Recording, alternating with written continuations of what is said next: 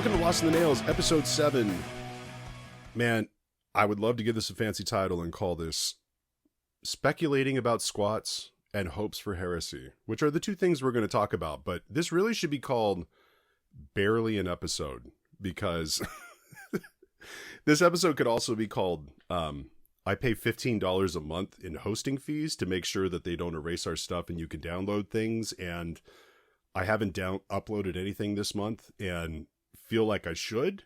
And also, I don't get to hang out and talk with Eric very much because our schedules are pretty fucked right now. We're just kind of doing a catch-up episode right now, so... Yeah, the subtitle to this could also be "Shit's on Fire, Yo," and that would be valid. So originally we were going to talk, do our episode on 40K and getting in and looking at the new... I can't even remember what the mission thing's called. I still have to go to Sky's store to pick it up, but the two weekends... Tempest of War. What is it? Tempest of War. Tempest of War. That sounds good. Or Toe. Which is like a Maelstrom, but different. Maelstrom Light. Yeah.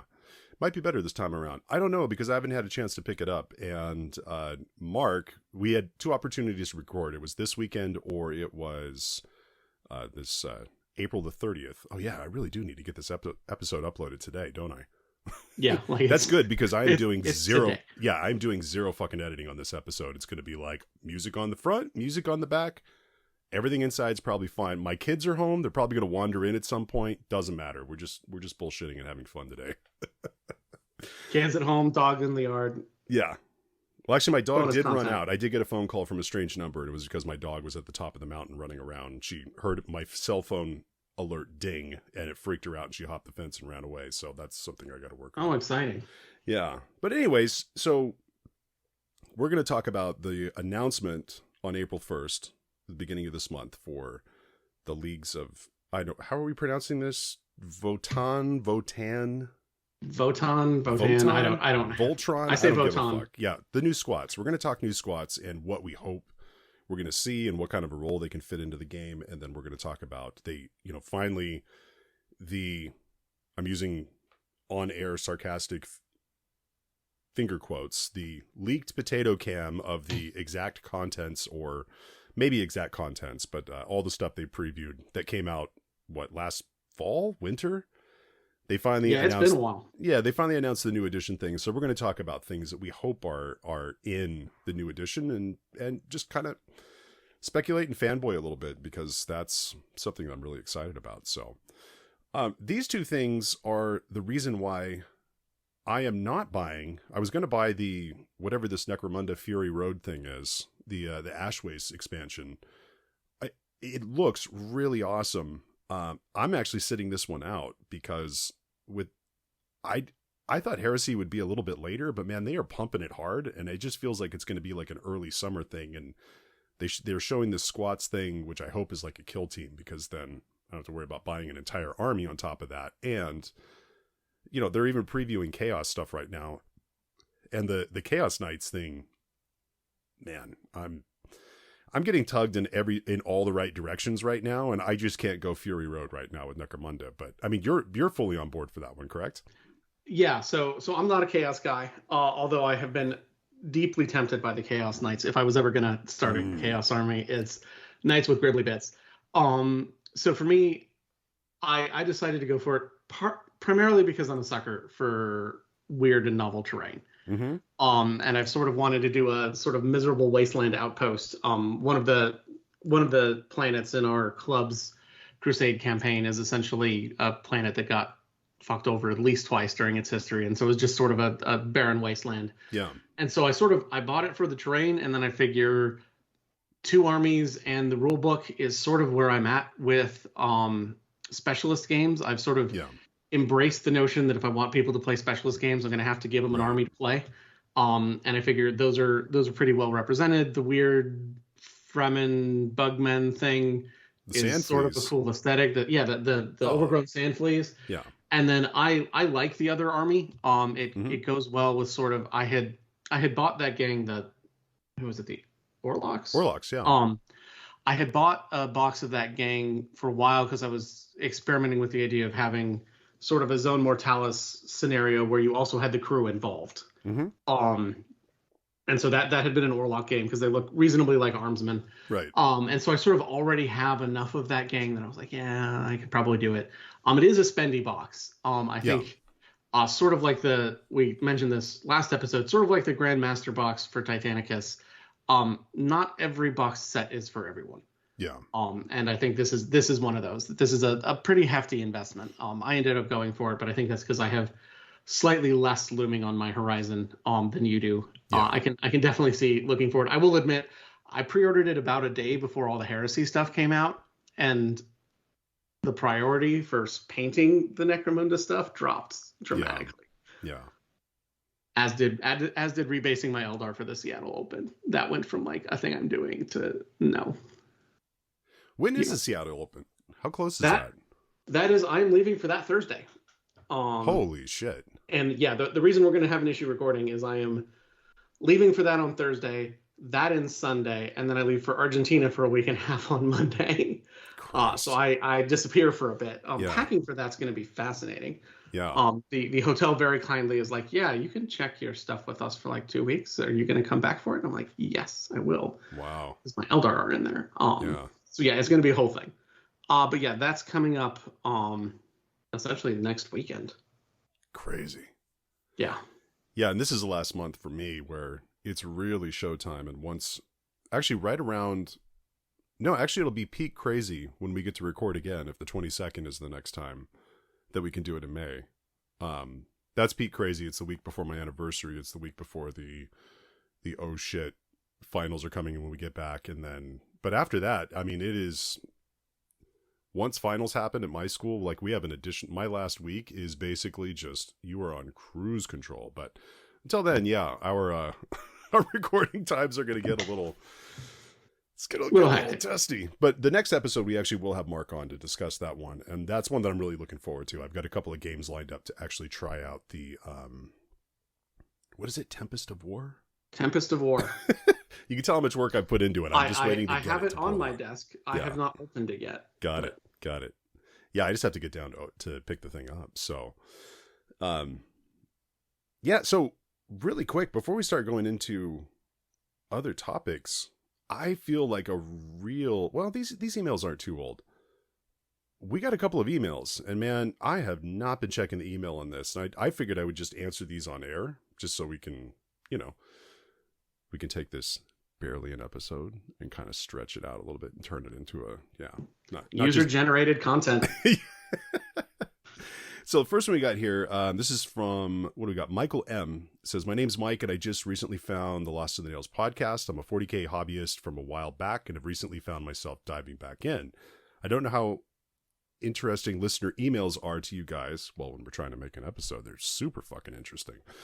So I'll try to front load the better stuff, but please hit the eject button at any time. So I played 40K a long time ago, but this time around I decided on Drukhari. Naturally, I've been pouring through the Real Space Raiders podcast. I heard Brian on episode 22, and from there I was able to find the Lost in the Nails pod. I chose to listen to episode first based on the description. On that one, he mentioned that he's in Santa Cruz near me, but to my surprise, he mentioned there was more of a scene in San Jose, and that's where I am. I've been away from the game since I believe 3rd edition when Necrons first came out. At that time, my friends and I didn't really know the rules, and we just sort of played based on how our friend Josh explained the mechanics. Now that I'm finally back, I've gone to a few 40K nights at local hobby shops just to watch. People have been very welcoming and opening to answering all sorts of questions. One of the main points of advice given to me was not to pick something that might be at the top of the meta, but instead choose an army that has a playstyle you like, and in the end of the day, you pick one that you think is cool. That's solid fucking advice. Like that's great advice. That's how you're going to enjoy this game and not get pissed off and lose your shit every time an FAQ comes out, and now all of a sudden, the world owes you an apology because they fixed something that you were abusing. I had Ultramarines back in the day, but Drukhari looked so darn rad, goddamn right, to me that I knew they would be my go-to this time. I also was advised to start by getting together 500 points, and I did not listen to. I like you already, Mike. I found a very nicely painted Drukhari army in a buy-sell Facebook group and paid a whole lot more than I thought I would. I won't say the price, but it's a chunk of cash. to get back in the hobby. Please wish me luck as it's getting sent here from Greece. Greece, I wonder if there's a guy that Colin was doing a thing with years ago that was a painter in Greece that had a really nice, if it's like a really striking orange and black scheme, that might be this one. I'm glad to have found your show. I might try to join the Discord in the future, but for now, I appreciate the content and just wanted to say thanks, Mike in San Jose. So, Mike, I'll send an invite to you for the Discord group. I'll just reply to this email when you hear this. It should be one that's good for like a week or something like that. And if you want to, they do have here. This will be my shameless plug for Herrick Games in Boulder Creek, which is about halfway. Well, it's not halfway between us. It's 10 minutes from my house and about 40 minutes from you. But Sky's going to have Herrick Games. They have a second Saturday of every month. They have open gaming, and I'm always there. So yeah, just hit me up and yeah, I'd love to get a game in sometime and all that stuff. So glad you're liking the show. And welcome back to the hobby. Playing an army you love is the best way to do that. Yeah. And don't chase the meta. Don't chase it. Don't chase it. Sometimes it bumps into you. So like being a Drakari player, like I remember some pretty bleak times, and then all of a sudden, yeah, it almost ran into me too hard though. That's why they've been shelved for a little while. But all right, so this one is from Eric. I don't know if I'm pronouncing this right. Is it Eric Dacus? Might be. I was skeptical about Titanicus, but man, you guys made the game sound totally amazing. And after then, looking around YouTube and other podcasts, I couldn't find a better introduction to Adeptus Titanicus. Well, thanks. I appreciate that. Definitely now tracking down the Traitor Legions book to see what is in it. It says Legio Mortis. The answer to that's yes. If you like the scheme, do it. They're fun. Yeah. That would connect with House Vextrix Chaos Knights, and that's what I got for 40K. I don't know the Chaos Knights that well, or their lore, that kind of stuff. Eric, is that something that? So I mean, the magic of especially Legio Mortis is they're just all over the heresy. Mm-hmm.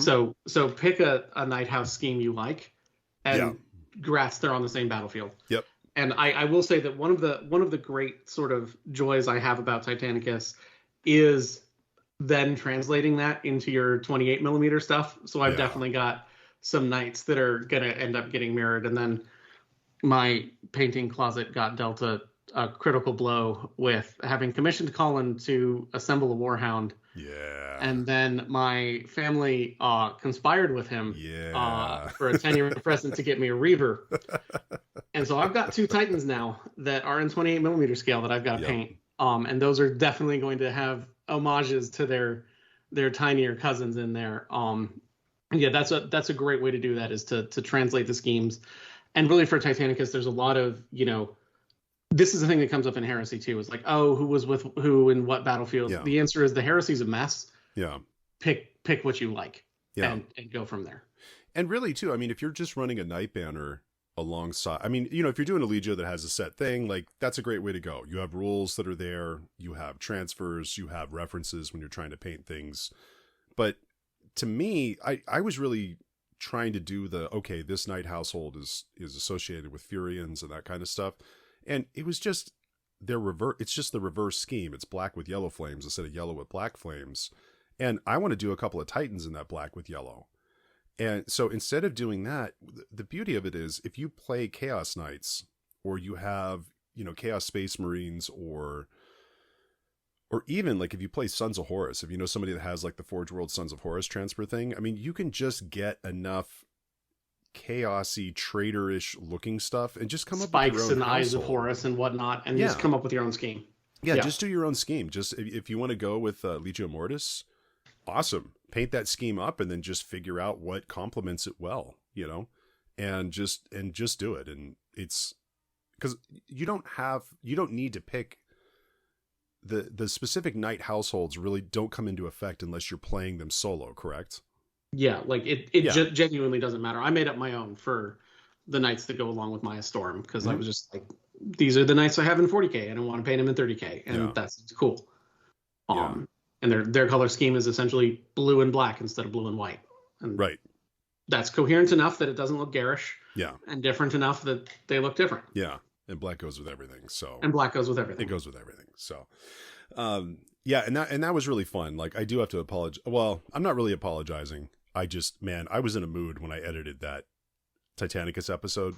And not a bad mood. I was in an awesome mood. I was just really fucking tired, and it was hard for me to carve out the time to do it. And, you know, I was painting my Furians Titans while I was editing it. Like, I was more excited to paint them when I was done editing, which usually when I'm done editing, I'm pretty done with whatever we're talking about for a good day or two. I need to go downstairs and crank my bass a little bit and wash it out. And I was just really excited to watch all, you know, a bunch of people, you know, especially like in our Discord group, that were just like really getting into it, going out and buying things like, I bought this Titan because it looks rad. What should I get next? And that kind of stuff. And yeah, it's just, that was incredibly gratifying because it is a great game. Yeah, it's really fun.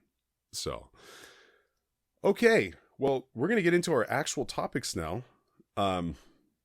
We don't have show notes. Usually I have show notes, and so Eric can see them. I have this barely an episode.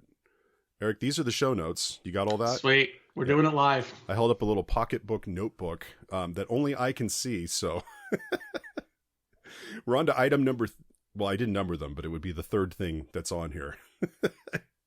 So, man, this is the worst kind of, it's not a preview, it's like a post view, right? Everybody saw the video on April 1st, where they previewed Squats coming back. And first of all, I was like shitting my pants hoping that it was, you know, because it looked like, ooh, this looks like a Battlefleet Gothic thing. And I was like, oh God, please do it. Please do it. Please do it. You know, great ship drifting in space, kind of going through the wreckage. You see the gravities fail. There's a body and debris and a lasgun floating. There's a dead captain, you know, of the ship. Screen lights up. And then, of course, they go to the joke, you know, where the person in an airlock looking around, and then they hear a grunt and they look down and there's a squad standing there. Perfect joke for April 1st. Because everybody, you know, obviously everybody thought, oh my God, this is the ultimate fucking troll job. And then the next day they're like, no bullshit. This is legit. So this is my question. So I got into the game, you know, Rogue Trader years.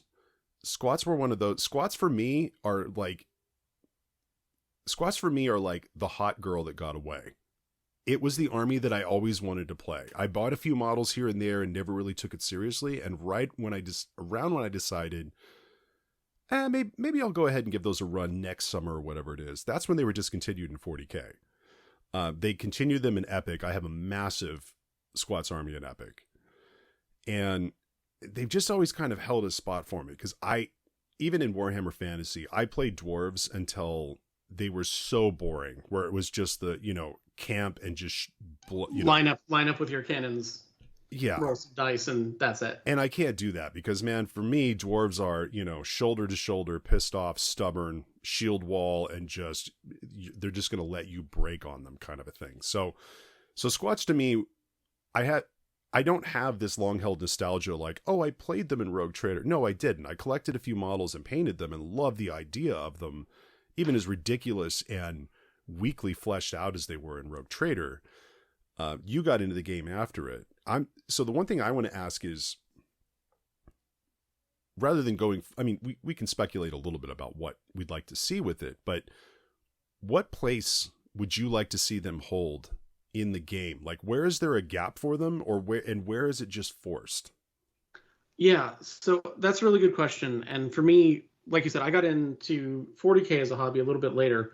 So for me, the Squats had already transitioned to the mythic past by the time I started paying attention. And so they don't necessarily hold a deep sort of place in my heart beyond the fact that I loved dwarves and Warhammer Fantasy and thought they were great until they got boring. For me, I think there's a couple really interesting sort of narrative niches that they fill, where a lot of ignoring sort of the Tau, a lot of the alien races are monstrous and sort of existential threats to the Imperium. You know, the Necrons don't get along with anybody. The Tyranids don't get along with anybody. The Orcs don't get along with anybody.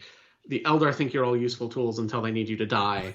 Like, none of these factions are like necessarily coexisty factions. Yeah. One of the things I think is interesting about the Squats as a sort of concept is they can provide this sort of counterpoint to the Imperium. That you have sort of a common link to humanity that diverges, and what does that divergence look like? Because I think one of the things that comes out a lot in sort of the fiction about the Imperium, and especially sort of the fascist apologia about the Imperium, is that all the terrible dystopian things are necessary. And I think it's really interesting to be able to have a faction that goes, yeah, but is that true? And the answer is maybe yes. Like, as it turns out, they've got supercomputers who have possibly run amok. That might be a thing. But to have sort of a glimpse at another side of humanity, and then also another design aesthetic from humanity that Colin and I were talking about this recently with the Custodes and the Sisters of Silence, how much I like that their vehicles are clearly human vehicles, but clearly not Martian. Yeah. They have sort of a different design heritage to them. Right. And I think from a sort of aesthetic standpoint, the Votann or the squats have a really interesting potential as, again, this divergent sort of branch of humanity that predates the Imperium. So you have, things that are very clearly reminiscent. So I'm looking at their previewed, Hearthkin warrior guy, and he's got the little bottle tank that they use for the magazines on a bunch of weapons. Like, it looks like if you told me this was an Imperial unit, I'd be like, yeah, okay. Yeah. But it's just a little bit different. Yeah. And I like that slightly different aesthetic, slightly different sort of glimpse at how things could have been. I think that's potentially a really interesting sort of take for them. And the vehicle thing is really interesting to me because it really goes back to the point of when they were removed from the game. A lot of people didn't miss it, and I think that a lot of people didn't miss it because they weren't really different enough to warrant an army. They weren't really in this. So for people that don't know their original history, there was a list that came out in White Dwarf that was later put into the Red Book, the compendium, that had a bunch of White Dwarf articles. And so there was a list in there. They tried to flesh them out a little bit more rather than just these are clearly dwarves in space, like in the Rogue Trader rulebook. And they introduced the idea of clans, of like the guild, which is more of a tech thing, and the reason why they're riding around on bikes. And of course, dwarves on motorcycles, there's a silliness there, but I think there's a way, I have faith that they're actually going to be able to translate that in a way that makes sense. And it might not be that they're on trikes. They might be more of a convoy based, whatever the deal is. But yeah. But the stuff that they had, there was a lot of stuff where they just sort of had to backfill. They never had their own vehicles, right? So they have rhinos because they were able to touch on their affiliation with the Imperium. Okay, so they do supply troops. They use rhinos, they use land raiders, but they never really had their own vehicle until you looked at the epic stuff, where they have their flyer, which is very distinct, the Iron Eagle thing. It's a very, blocky, heavy thing. They were big on their heavy vehicles and that sort of stuff. But other than that, I mean, they had their basic core troops were basically just little comical guardsmen, right? They had las guns, they had the little flak vests, they had hats on and little beards, and there was the Hearthguard unit, and the little egg terminators, the little exo armor things, and then the guild models. And I don't know, I mean, they were interesting and they were fun, but a lot of that was just, I don't know how much of that is the whole they got away, so I was nostalgic for it and I like dwarves as much as squats are awesome.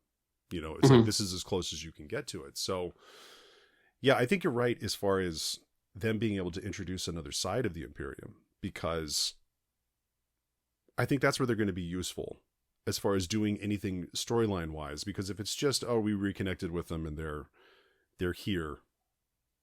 Yeah. Buy some models. It's not going to do like, I think there's some interesting sort of, because they've introduced this a lot in sort of the fiction recently of this tension between the Imperium as it sort of stands, and sort of Guilliman's Reformation concepts behind it. Yeah. And I think the squats are a good sort of additional pressure to that.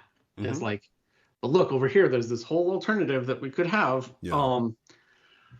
And so I think that's potentially really interesting as sort of a thing. I also think, and this is something that I actually like about Drukhari too, is a lot of 40k factions are these enormous factions, and then what you're playing is this small little slice of it. Yeah.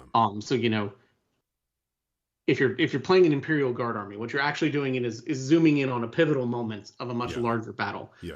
I think with the way sort of the squats have been presented, it's possible this is your army. That these, 37 space dwarves are the 37 space dwarves on whatever ship they're on, and that's that. And I actually think that's really sort of cool as a link between something like Kill Team and something like 40k. Right. Where you have essentially large Kill Team or small 40k, sort of from a narrative perspective. I think looking at the rules, I have no idea what these guys are going to look like in terms of what their things are. I have a perennial hope for a close quarters but not melee army. The Sisters back in 3rd edition used to fill that void where like you don't want to get in melee, but 12 inches in you're having a bad day. Yeah. That sort of died with the most recent edition of Sisters. Sisters are now a very heavy close combat army with some heavy weaponry sort of support, so but weird. Like the units that really do work for them are, Mortifiers and Repenti and Zephyrim. Those are all carrying swords. I think it would be interesting to have what a lot of Imperial Fist players want out of the Imperial Fists too is sort of this close order, like you get close, but there's a wall of guys with guns, right? And there's that moment right before you connect where they're incredibly dangerous.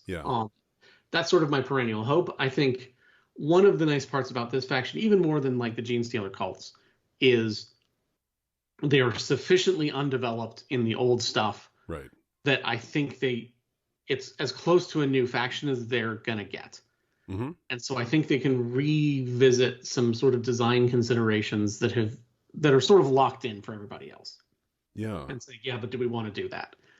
And I think that's cool.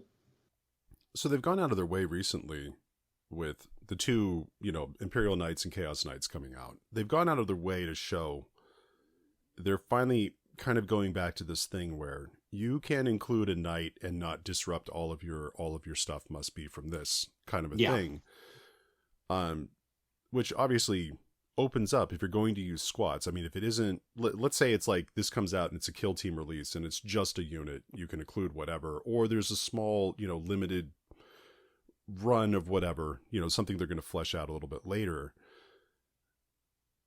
It would, I think you're right that it would be interesting to have them in that sort of short range firefight, grindy sort of role. And it would be interesting to see how they pair with other things. If they do, I'm sure they're going to have to introduce them in a way where you can take a few units of them. What popped into mind when I was looking at them and thinking about that and how they would have to roll these out if they don't have a full army. I honestly don't know what they're doing with it.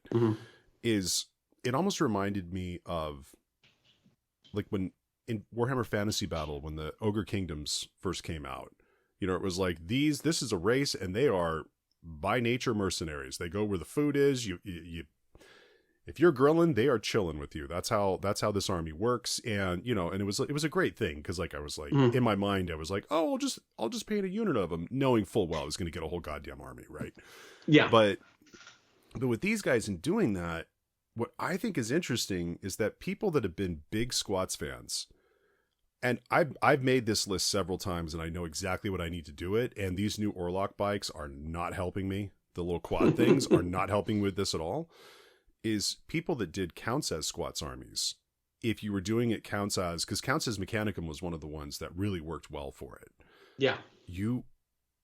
It's right there. You can play them alongside, if you're using like the Carriage and Overlord models as conversion basis and some of the dwarf bits like these. I mean, we've only seen one model, right? And we've seen the silhouette of some other ones, but it works well enough that you could play them side by side with each other and it would be coherent, but different enough that people would understand it. So I'm super excited about it. I mean, I've always joked that if they ever, announce if they were announced squats were going to come back, I would need a drywall contractor and a hazmat team, because I would destroy this room up here, losing my mind. And yeah, I'm excited for it. Even if they only just do a kill team, right? Even if that's the extent of it, I don't care. They did it, and I'm here for it. Yeah, like in my wild imaginings, I'd love for them to steal the tech they've got for the knights, where it's, take a stratagem, and for 1 CP you can bring in a unit for these armies, and for 2 CP for these armies, because if you're a little bit scarier, they're going to charge you a little bit more to to do your stuff. I'd love that. Whether that's true or not, I tell myself I'm not going to buy them. Whether or not that's true is going to probably change. Oh my god! Because I'm gonna like, oh, I only need a unit for a kill team, and then like I'm gonna order like 6. And an army later. Yeah. Yeah, the great it's only a Zone Mortalis force lie I tell myself. And if they do, because they've been really good about bringing old school stuff and staying pretty true to it. Now, we didn't get like the cult limo for Gene Stealer cults. I'm a little disappointed by that, but I mean, to go just way too far back. But if they do bring squats things back, if they do bring some variation of the guild bikers, I'm going to be all over it. If there's a living ancestor in a sidecar, that's one of the few old school models that I still have of it. The background for them was that as they get older, they actually develop psychic abilities, but they're, so there was a model that was walking around with a cane, and there's one where they're riding around and he's like in a geriatric sidecar, but it would provide this like shielding bubble nonsense. I don't give a shit. If they make it, I'm making it. Or if they do like Cyber Slayers, that was something in the 2nd edition box set. They came out with a thing that was like this is a mini codex for, there was a mini codex for every army included in this one book, and they had units for squats where it looked like they were going to try to go forward, and they had Cyber Slayers, and if they're going to have, Slayers and 40Ks with bionics and Mohawks, I can't say no to that. Yeah, I'm going to need all of that. And they have been, I think, really good at hitting those nostalgia notes in a way that still feels modern. I mean, that's been true for the Sisters Codex. Right. That's been true for Gene Stealers. I think they've done a really good job of like, hey, remember that cool thing? Yeah. Here's what we can do with like 25 more years of design and casting and game design experience. Well, and they're doing a great job too, where it's not like, God, what was it? Was it the Psychic Awakening new material or Craft World stuff, or Exarch powers for the Craft World stuff, where it just felt like they had let like a 2nd or 3rd edition throwback writer who hadn't played the game in 10 years come in and just run amok, do a bunch of in jokes with crap that just didn't even make sense for the game. Like, they've been really good that when they're introducing old stuff, like introducing it in a way that it actually fits in with the game, because the game is just too complicated and there's just too much going on for you to just introduce something for, shits and giggles, like, oh, here's the Noise Marine, and then it has rules that don't make sense, and you sell a few models and nobody cares. So, okay, this is the one I know you really want to talk about. Oh yeah. Hopes for Heresy. So they've announced a new edition. They've previewed models. So up to this point, when we're recording this on April 30th, they've shown the Mark 6 bit. They've shown, I think they showed the Imperial Fist character, right? Yeah, they've shown off the Imperial Fist Praetor. Okay. They've shown off the Contemptor Dreadnought. Yeah. That was a day or two ago. Yeah. Vastly improved plastic Contemptor. Excited about that with, ball joints and weapon options and whatnot. Yeah. And they've showed off the plastic Spartan.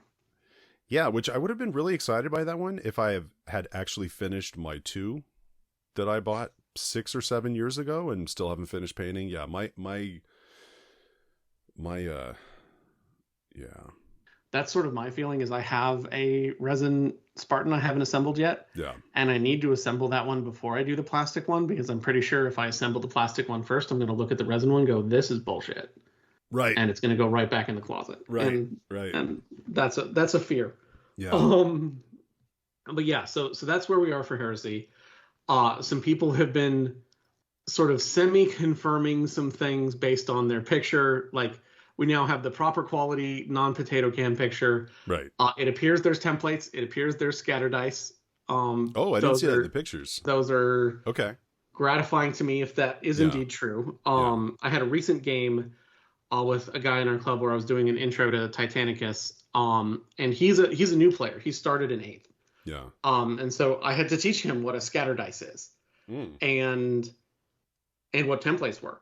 And watching someone who isn't used to that sort of adapt to the tactical possibilities that come from template weapons. Oh yeah. Like, and he immediately asked the question, like, well, can I target like your shoulder pad instead of your center so that I can make this? All that. And the rules say you have to center it over something, but like, good try. Yeah. And then realizing things like with the scatter dice, even if you miss, if you roll a hit, you still get a hit. And like with larger template things. So he had started thinking about that. Yeah. We had sort of an ugly melee with his 2 knights, my 2 knights, and a warhound. And he was like, if I just fire into that, yeah, I'll hit my guys, but I'll hit your guys too, right? And I was like, yep. Goddamn right. It's gonna hit everybody. Life's cheap in the heresy, son. and like you're playing the Murder Lords, fire at will. So seeing some things like that, my real hope for the heresy is that it's supported. And it feels like that's the direction they're headed in. I think that one of I'm going to talk about my fears before I talk about my hopes. Sure. Heresy does well when people are struggling with 40K.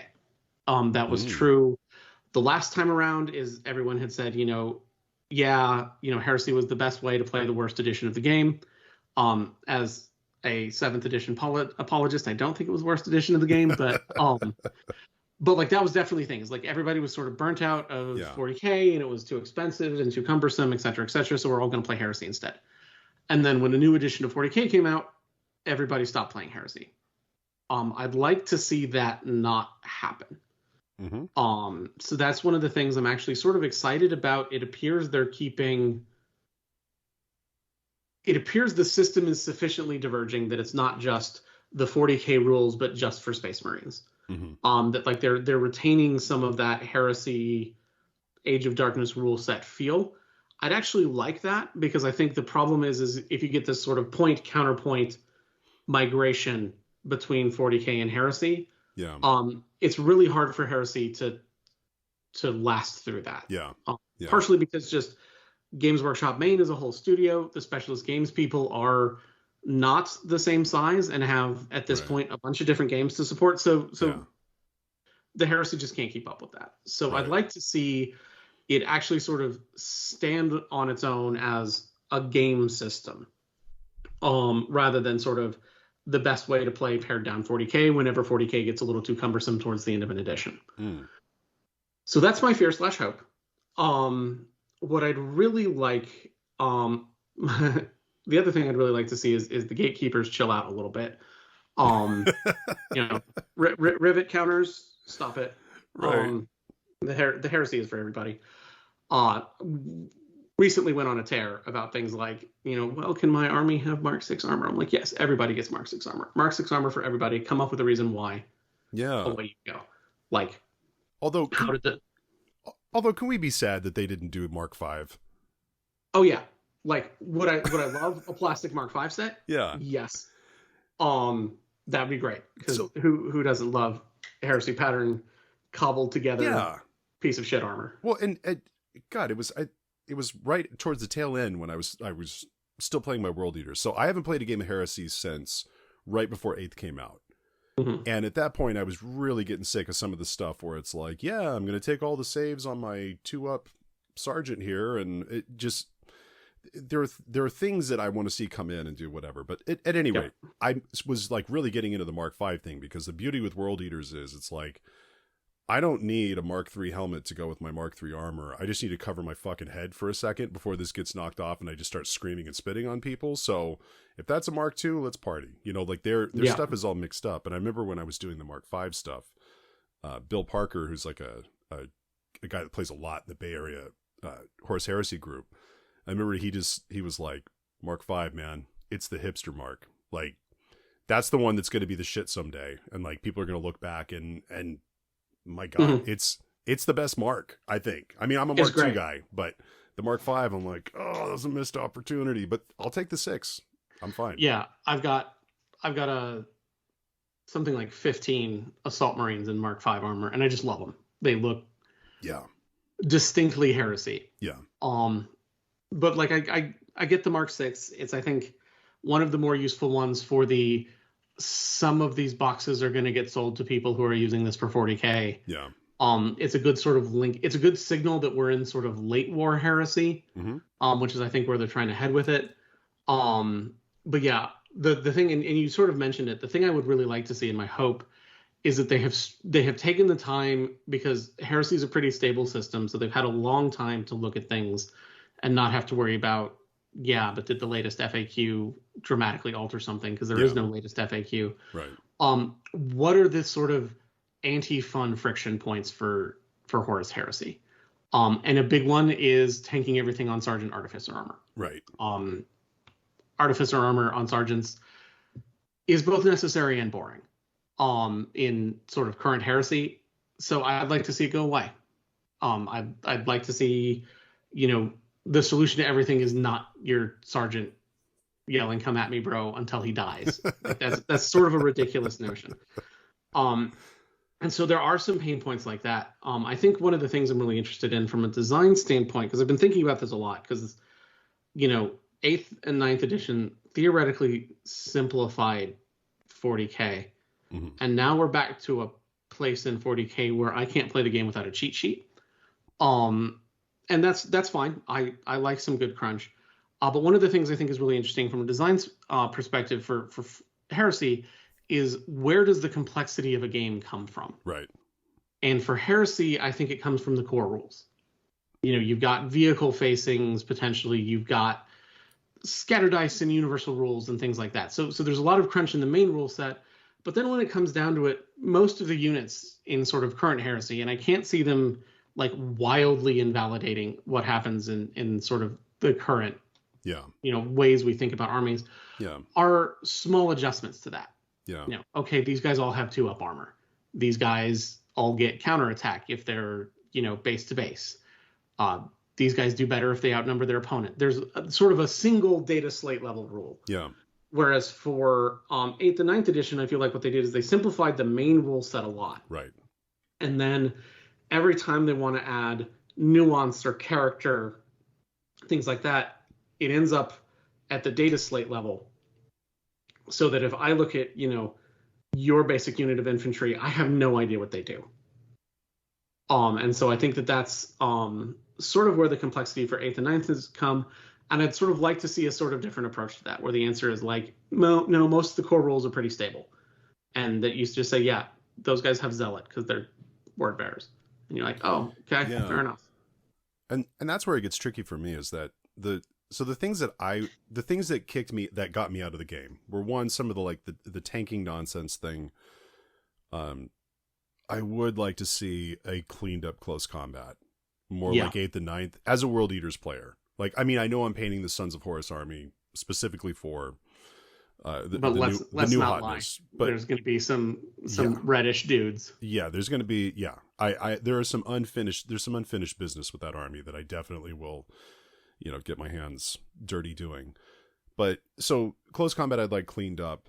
I definitely, so it was interesting. Initially, I didn't miss the template thing, and that's it. That I hadn't paid attention to the picture enough to see like pictures of dice and templates and stuff like that. That was one thing that I was thinking about this week, that I was like, I kind of want that back, because firing a battle cannon at a dreadnought that's in the middle of a sea of infantry models, and I get to roll to hit D6 times, that feels weird, because all of those misses should be clipping something, if it's in the middle of a mosh pit. And I do like templates. We were talking earlier, and I kind of, you brought up a great point. I wouldn't have said this a year ago. I wouldn't have said this 2 years ago or 3 years ago or whatever it was when 7th ended. You could do vehicle facings in a better way. Now, there's a big thing that hinges on this is, what are your thoughts if they go, do you still want to have armor values, or are you okay with giving it a profile? Because to me, one of the things that I want to see, and this would open up Heresy gaming a lot, there are a lot of really awesome weapons that just don't do shit. Autocannons should be cool, but when you're going with you either get 100% of your save or you get none of your save, autocannons really stop making sense. Yeah. Do you want them to go to like a wound system with regular AP modifiers? I genuinely would. Yeah. For me, sort of thinking about like what we lost in 7th edition, templates I'd sort of come to peace with until, ironically, there's a picture of, I think it was one of the Adepticon finals, that they have the top-down view of 2 purple Harlequin armies, each huddled entirely behind an L-shaped piece of terrain. And I was like, you know what sorts this out? Templates. Yeah. Like, templates are how to keep this image from ever happening again. Right. Bring them back. So for me, sort of losing templates sort of hurt. And I have found not having vehicle facings to be really immersion breaking. I had mentioned this sort of before we got started, but the best position for my Rhino to ever be in is on its side facing the enemy, because that's the most cover it gives. Yeah. And then I recently had a battle with our local AdMech player where I have a Castigator tank and its ass is facing half of the AdMech army, and it just doesn't matter. Right. And that really frustrates me. Armor values were always a bad idea. Yeah. And I think the reason for that is,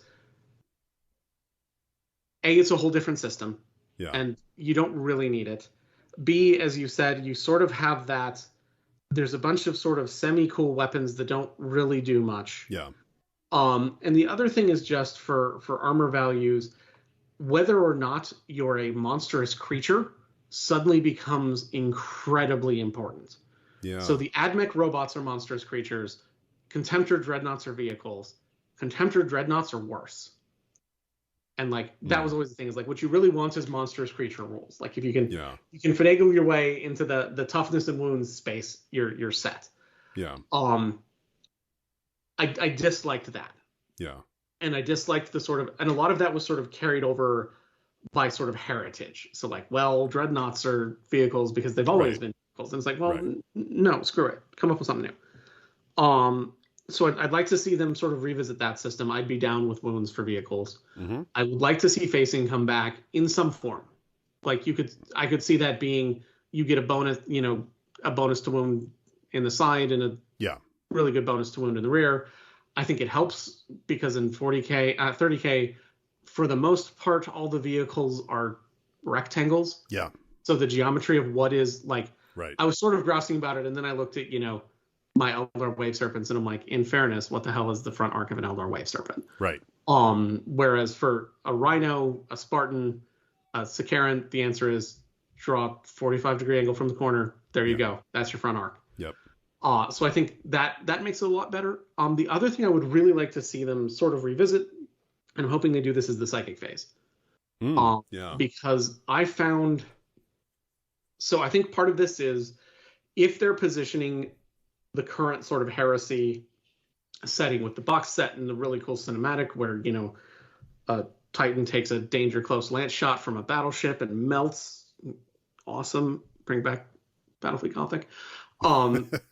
If you've got that and you're talking about that late war setting, psychic stuff is starting to happen a lot. The word bearers are busy, spelling things out in people's entrails. The Death Guard are talking to demons. Yeah. The Thousand Sons are fully just out there now. Yes. Sons of Horus are doing things. And the original heresy had sort of either very little psychic powers or all the psychic powers. Yeah. If you're playing Thousand Sons. Yeah. It was either ruining the game or it was either ruining the game or it wasn't there. Yeah. And I think one of the things that was the hardest part is if you brought a little bit of psychic power and your opponent brought a lot, you might as well have brought none. Yeah. Like if you have your little level 2 librarian. Yeah. And the other guy's got Magnus the Red. Yeah. You should have swapped out your librarian for somebody else. Right. I would like to see that change a little bit, so it's not quite so just ludicrously oppressive if you bring a bunch, and then just sort of boring if you bring like one guy. Yeah. So I'd like to see that. But yeah, my hope is that genuinely it's actually what I wanted out of 8th edition is a polishing up of what is a fairly mature and well understood rule set, and going, where are the pain points that make people go, ugh, but is this fun? You know, I rolled 12 bolter shots against your stupid 2-up save sergeant. He failed none of them, so cool. I did nothing to your whole squad. Like, get rid of stuff like that. Yeah. Clean it up a little bit. But that's sort of my hope, is that you'll have, because it's also a much more compact rule set. I mean, we've talked about this. You know, most people are playing Space Marines. Yeah. Cool. Yeah, and the armor penetration thing and vehicles having wounds, I can get around it. If they just do shit. No, it doesn't work without it. I really want wounds on vehicles, and I really want the armor penetration thing, because a heavy bolter should be scarier than a las gun if you're wearing power armor. There's just no fucking excuse for that.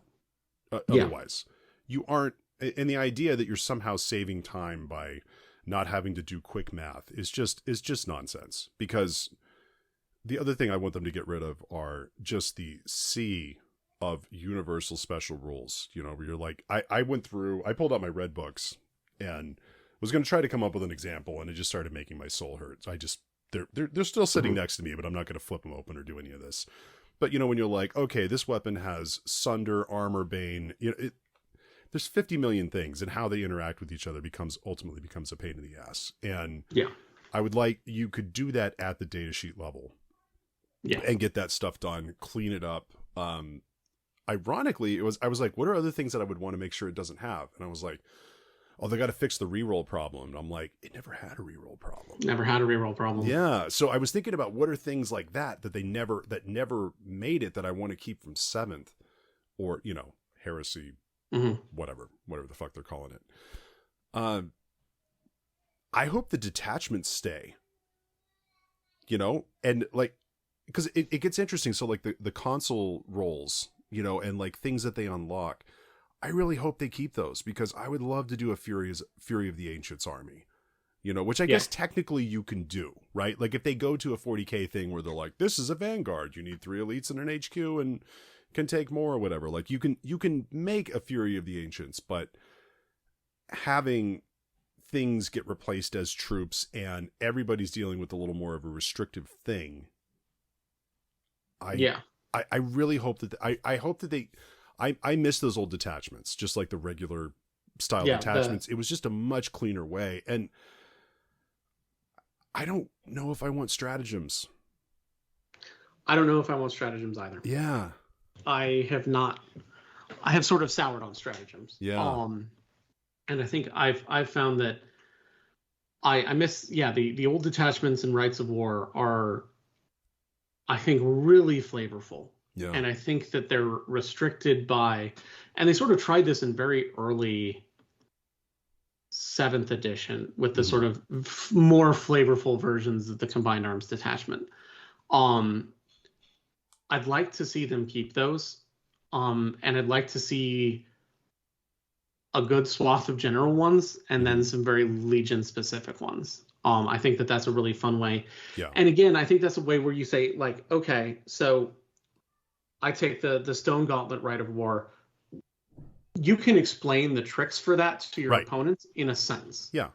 Versus, well, if I spend 2 command points, suddenly this unit is just going to ruin your day. Right. But if I don't, it's fine. Like, I was listening to a podcast recently that was talking about basically how to psych out your opponent with the potential of some stratagems to ruin their day. And like making sure to mention that you have this stratagem, so they'll have to think about that. And I'm like, I don't want to do that. Yeah. I want the guys with chain axes to be dudes with chain axes. Yeah. And for that to be a thing. So I'd like them to keep that. One thing I would like to see a little bit more of is the ability to do more allies. a lot of the rights of war are pretty restrictive in terms of your allies. Yeah. And I'd really like to see, especially if we're talking about sort of late war, Imperial fists with Imperial army. Yeah. Sons of Horus Yeah. with a bunch of screaming cultists. Yeah. I think that'd be cool. So I'd like to see them be a little bit more like they sort of. It was one of those things where they put in the mechanism to do that, and then all of the cool rules turned that off again. Sort of like how it's really easy in 9th edition to ally across Imperial units. You'll just hamstring yourself in the process. Yeah. They sort of did the same thing. We're like, well, if you take the Stone Gauntlet, like one of the classic ones that drives me nuts is there's a really cool Imperial Fist Rite of War that no one takes because Stone Gauntlet is so good, where essentially all your dudes get teleport. They come down. It's essentially the Phalanx is rescuing somebody. Yeah. And I'm like, wouldn't it be cool if who they're rescuing is a bunch of, Solar Auxilia guys who are, hunkered down in trenches and the Sons of Horus are coming at them. And then, Right. Suddenly there's golden light in the middle of the field and a bunch of Imperial fists show up. And isn't that awesome? Like, that's a cool cinematic moment. You really can't do that because you lose the ability to take allies. And so it's like, okay, my Imperial fists are rescuing other Imperial fists. Yeah. Cool. My gut was to argue with you, like, yeah, but that's kind of, it could turn into a gamey, this, that, and the other. And why would they show up to rescue those? But after, which, by the way, I've thanked you a million times. I'm going to thank you again for telling me to read Saturnine. I could totally, absolutely see Dorn saying, people arguing like, no, well, why are we going to rescue them, blah, blah, blah. And it's like, no, it's a symbol, and we need a light of hope there that will, like, I can totally see that part of it. Yeah. So I totally sometimes you need just golden light and Fafnir Ron sorting some stuff out. So yeah, I'd like to see that. Really, I'm hopeful that it breathes some life into the Horus Heresy. I know my local group's gotten pretty excited about it.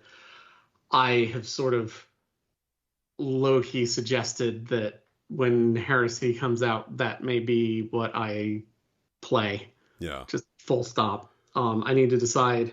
I signed up for the Nova Open this year, and I signed up for a bunch of Heresy events, which means I need to paint a Heresy army. Yeah. I got to decide if that's my Imperial Fists or my Custodes based on what I want to paint versus what will be painted in a reasonable time frame. Are you still doing the one that I really want you to do?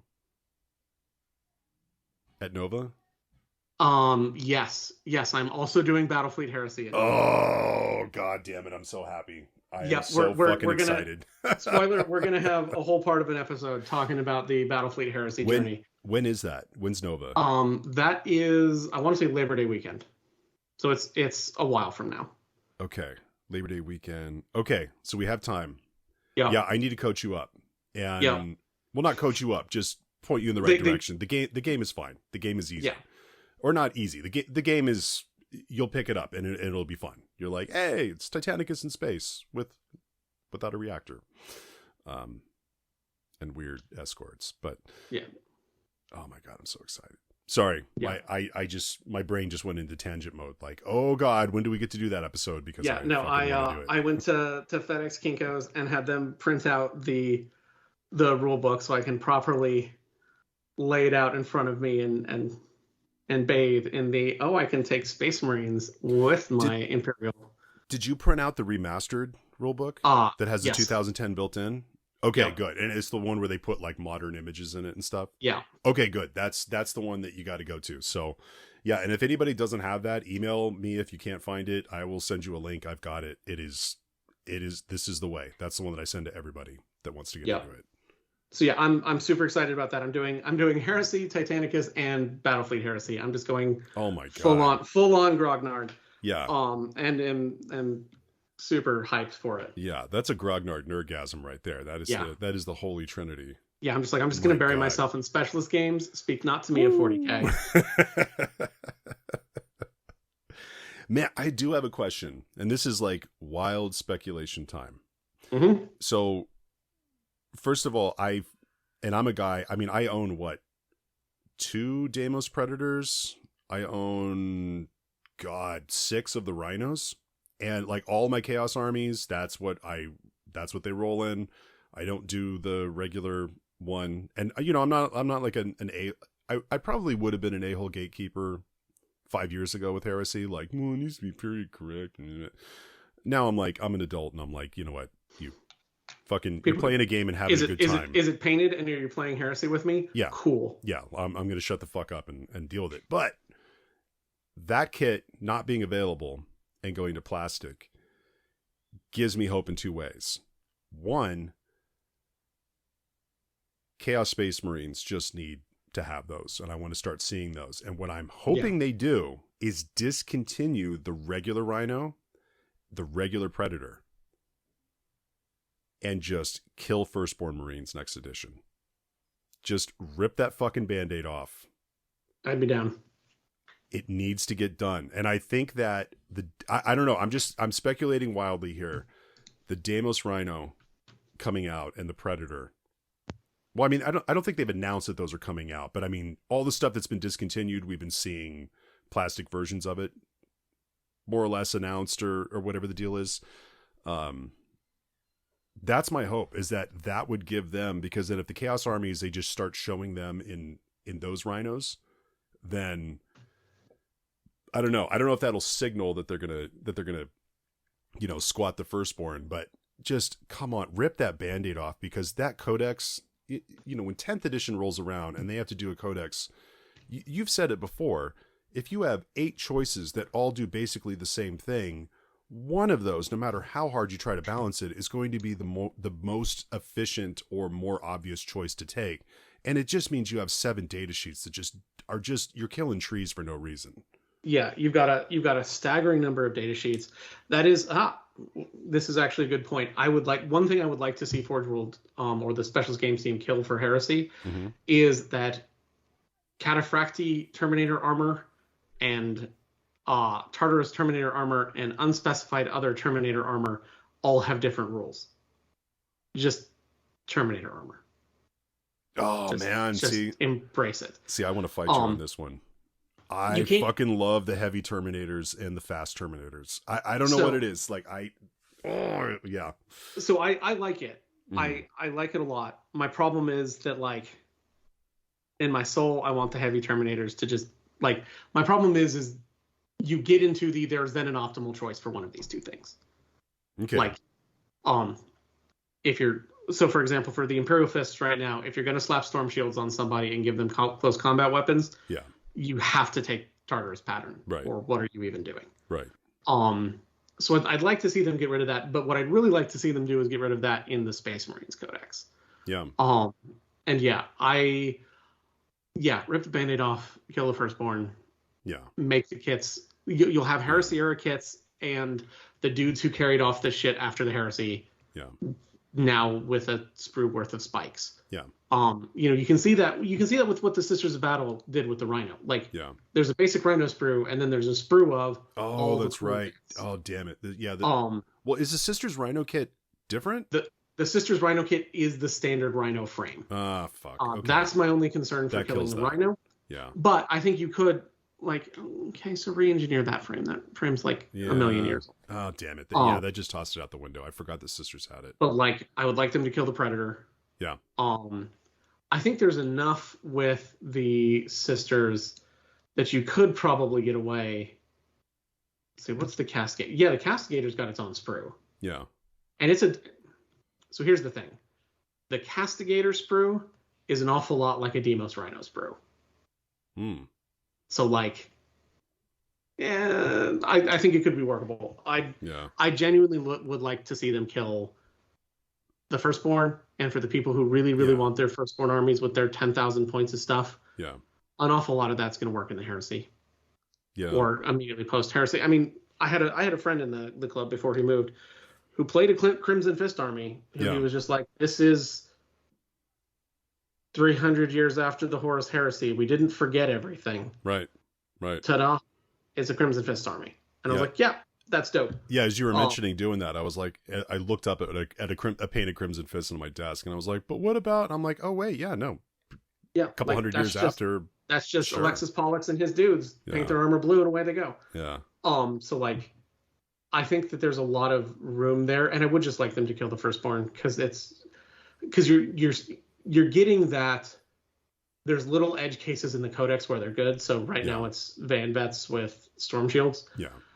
That's going to keep cropping up where there's going to be weird little like, but did you realize that like someone miscosted attack bikes? And so they're really good now for, and it's just too big. It's too big a codex. There's too many, there's new, the Space Marines are the classic new player army. Yeah. There's too many newbie traps. Yeah. With like, why didn't you take the X? Or like, you took an ancient? Why did you do that? Like, no, just like pare it down. Yeah. And sort of go from there. I'd like to see that because the Primaris line is also getting fleshed out really well at this point. Like there's my now shelved for a bit Black Templars like is an all Primaris army, and I'm not really missing options. Mm-hmm. Like, there's nothing that's making me go, man, like, would I like to pile them all on a Land Raider? Sure. But past that, meh. Well, and also getting rid of firstborn stuff would give retailers the opportunity to not have to stock. You're stocking two lines at that point. Yeah, you're stocking two lines, and one of them is sort of end of life, but we won't admit it. Right. And just admit it. Yeah. And support the heresy enough that the plastic kits that need to stick around can be supported by heresy. Yeah. Yeah.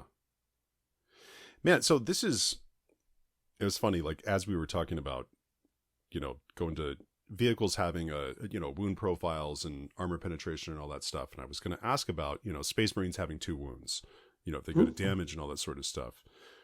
We didn't go into the news thing. The, what is it? Armor of Contempt? Armor of Contempt. What is real good. What is your, so from a tabletop standpoint, I get what they're doing. Mm-hmm. But isn't that really indicative of just monkeying around with shit too much? That you need to do something that broad and sweeping? Oh yeah, it's a patch on Rocket Tag 40K. I mean, holy shit! like they have looked at literally everyone with powered armor and gone, powered armor doesn't matter. Wow. And we need to make it better. Like they basically gave all powered armor units in the game a 2-up save. And cool. Yeah. Like cool, says the Sisters player. Right. And it has genuinely helped some of those units. There's some hilarious edge cases. Like technically this applies to Sisters Repentia, and there's like some very, very weird edge cases where this will matter. But I think it's indicative of we have got, sort of painting yourself into a corner. Yeah. Where like, so we gave you 2 wounds. That doesn't seem to have helped. Right. You've got a 3-up save. That doesn't seem to have helped. Let's make your save better. And it's done some weird things like heavy bolters right now are not particularly scary because they're AP dash if you're firing them at powered armor. Right. So like, cool. They won on 3s. So I think I think that the one I think is funny is the wounds on 6s to hit for Imperial Guard that are just like, yeah, sure. Like your conscripts get to do something now. Please don't quit before the codex comes out. But it is sort of a sweeping, like whenever you see a patch like that, I'm a little bit nervous about what that means for sort of where we are in the game. And I think the answer is the lethality of 40K is just too high. You have Death Guard players complaining about their stuff's not durable enough. Well, but they always complain about that. Let's be fair. But they always complain about that. But I think it's genuinely a little bit valid now. Yeah, yeah. Hilariously, our Necron players are complaining, but they're also sweeping the current campaign, so they'll be fine. I could be sweeping it harder.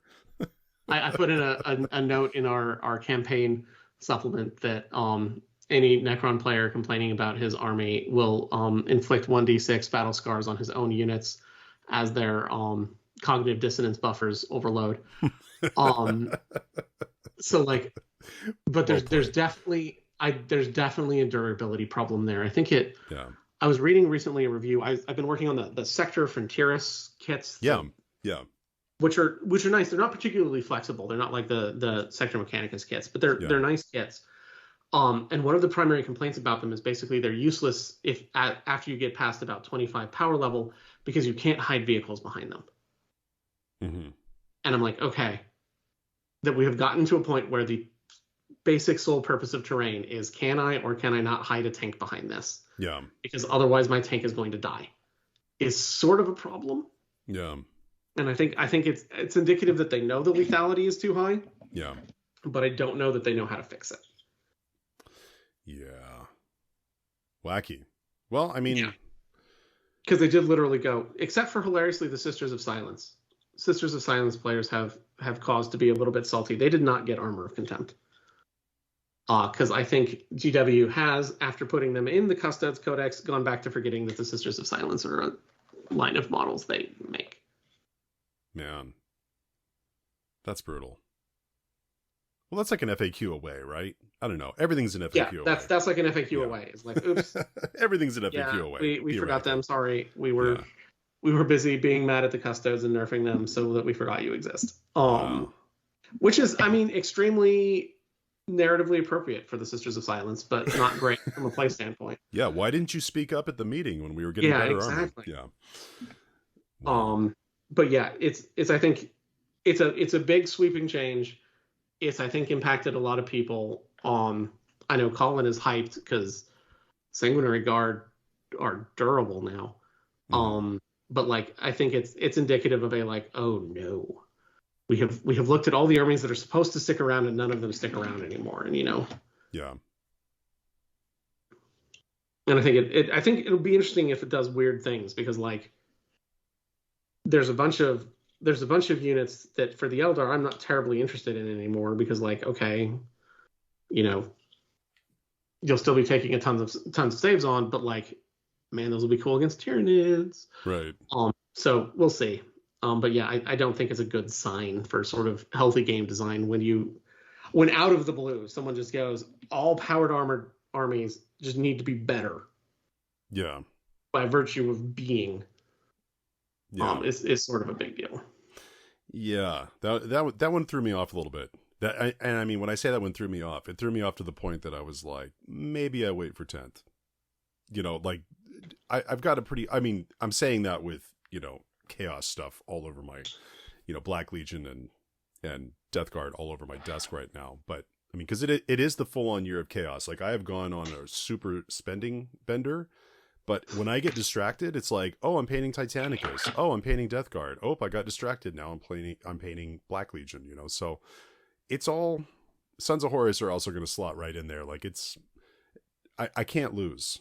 This is the best hobby year of my life, because I just getting to explore more or less new ranges, and there's a nice familiarity there with powered armor, and oh god, it's so good. Yeah, powered armor, spiky bits, and I am just so excited about the summer, not just because I won't be working, because I'm not counting the days 30 that I have left, work days that I have left on contract before I go into summer break, but it's like, oh god, they're just there's a wealth of stuff out there for you in terms of interest, and like you said, the nice part about it is every time you get distracted, you're back to chaos. Yeah, my distractions are all moving the chains forward, so it's all awesome. So man, I know we said this is barely an episode. This kind of turned into an episode. I was like, we're an hour and a half into not an episode, so I think we'll be okay. I was like, oh man, I hope listeners, if you're upset, you can unsubscribe from our not Patreon. You can request a refund. Yeah. From our not Patreon. So yeah, this was literally like, oh man, I paid $15 for the month to. It's April 30th. And yeah, oh, you know what though? I think they're based over in the UK though, so it probably actually folded, and this is in our May allowance anyways. Fuck it, we'll do. It's fine. Everything's fine. Yeah, and editing this one, like my kids just left, so I know that they won't bust in here and make it into the episode. I don't remember any brain farts that are big enough for me to actually give a shit and do editing. Like I'll do some I'll do some basic leveling and slap some music on the front, slap it on the back, and yeah, you guys are gonna have this tonight, my time, after I get back from Santa Cruz and pick up a new old bass. Oh my god, I'm living my fucking best life right now. I'm so happy. Yeah, I'm super jealous right now. Just for those of you who can't see Brian, he's just glowing on the screen right now. I'll do the short version. I had a very specific old bass years ago. It was stolen in 1995, and I have been pissed ever since then. And I've wanted that thing back. And the local store has had one. And this bass is 2 years older than Eric, for crying out loud. You know, and we are not young bucks by any stretch of the imagination. This is an old bass, but yeah, there's one there, and it's been sitting there for 6 months, and it is like such a specific thing that people that are into them love these things. And I finally broke down and played it yesterday, and I called up my buddy who manages the store, and I'm like, make me a deal I can't refuse, and I will go buy this. And when he quoted me the price, I was like, I'll be there as soon as I'm done recording. And after that, I'm painting Mortarian's wings, because I finally found a group that's playing Apocalypse up here at Herrick Games. The guys he works with, there are a bunch of guys he works with at Google that all have that play Apocalypse all the time, and I'm like, what a great way to get back onto painting Mortarion, and you know, and all that. So yeah, my distractions are all wins and are all moving forward. I can't fucking lose. I love it. Mortarion May. Mortarion. Awesome. Well, it's supposed to be Monster May. So if you want to join our Discord group, we did Armored April because Mike, which by the way is another. So Mike goes by Mike Farias, right? And then there was a thing that was like another Mike Farias. Is that actually his account, or is that somebody else? I have no idea. I don't want clarification. Like, if you're on our Discord, don't explain to me what's going on, because I love the fucking intrigue of if that's actually two people or if that's just Mike trolling us with two accounts. Like, that's fucking awesome. He's an Alpha Legion player. So, yeah, we did like Armored April, and then this month I was like, hey, let's just change it every month. We're going to make it Monster May, which was completely self-serving because I want to paint Mortarion. I have a Demon Prince that I'm close to finishing up, and yeah, let's just keep that tracks. It all of it works. It's all my distractions are wins. So, yeah. Well, man, have fun at the Seattle thing, and I'm looking forward to it. Yeah, and people like. What events are you playing in if people want to stop by and say howdy? So I'll be in the narrative. So wherever the casual corner is, I'll be there. Casual cool kid corner. Yeah, casual cool kid corner, aka the wildlife preserve is what I refer to it as at LVO. So I'll be there. I am playing a purple and black Eldar army. Mm-hmm. Come find me, and please do feel free to say hi. Yep. I'll probably have some variants Hammer t-shirts. I have a Scheme About a Lost to the Nails t-shirt. We'll see if it arrives in time. I doubt it. But yeah, I'll be there. Please feel free to come and say hi. Colin was going to be in the narrative, but then he changed to the match play because he's a coward. Probably because of Armor of Contempt. Yeah. Nah, he was admittedly a little salty. We'll talk about it after the event as a retrospective. Sure. I understand some of his issues with the narrative, but I'm looking forward to it. I'll be there. I'll have my Eldar and a safety orange CO2 monitor to measure how the air circulation is in the venue for science. Which is genuinely true. So yeah, if there's someone with an OSHA orange CO2 monitor, that's me measuring how much of the stuff that's in your lungs am I breathing. Oh my God. I just had, sorry, the ADHD squirrel on fire in my head just pictured you walking with this monitor and then stumbling into a person who also has one, and you just both slowly looking at each other. And you're like, fuck, now there are two people with these. No, there are two people with these. Yeah. You found the other epidemiologist at the event.